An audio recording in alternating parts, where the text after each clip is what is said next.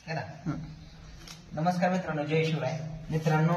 या ठिकाणी आता खालून आपण स्ट्रिप लावत आलेला आहे। त्या ठिकाणी 10 मीटरचा रोल संपलेला आहे। त्यानंतर हा पुढचा 10 मीटरचा रोल चालू झाला आहे। आपल्याला आता इथून या रोल मध्ये फक्त 4 ते 5 मीटर स्ट्रिप लागणार आहे, जास्त नाही लागणार। त्यासाठी आता आपण या ठिकाणी काय केलंय मित्रांनो, इथं आता आपल्याला ह्या जॉईंट मारावा लागणार। आता सेन्सरचे 3 वायरिंग आणि दोन्ही स्ट्रिपच्या सेन्सरच्या 6 वायर झाल्या या ठिकाणी टोटल, आणि प्लस मायनस दोन्ही स्ट्रिपचे 4 झाल्या, बरोबर मित्रांनो। तर या ठिकाणी आता आपल्याला जॉईंट मारावा लागणार। जॉईंट जर मारला तर या ठिकाणी व्यवस्थित दिसणार नाही। तर ह्या ठिकाणी आपल्याला एकच करायचं, या ठिकाणी शोल्डरिंग मारायची। त्यासाठी आपण ऍडजस्टमेंट काय केली, ही जी स्ट्रिप आहे ती ज्या पुढे ठेवली आणि ते 1.5 इंचाचा या ठिकाणी गॅप मारलेला आहे आपण मित्रांनो।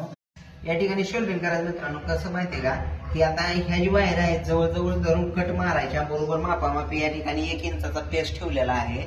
त्या 1 इंचाच्या पेस मध्ये 5च्या 5 वायरचं शोल्डरिंग मारायचं, थोडं अंतर ठेवून, जेणेकरून आपल्याला शॉर्ट वगैरे होणार नाही। आणि त्यानंतर त्याच्यावर टेप वगैरे काय लावायचा नाही। टेप लावला तर ब्लॅक दिसेल, त्या ठिकाणी शोल्डरिंग मध्ये व्यवस्थितरित्या फिट करायचं ते। ओके मित्रांनो, कसं वाटलं सांगा कमेंट मध्ये करून। ओके, धन्यवाद मित्रांनो। तेवढं लाईक शेअर कमेंट करा।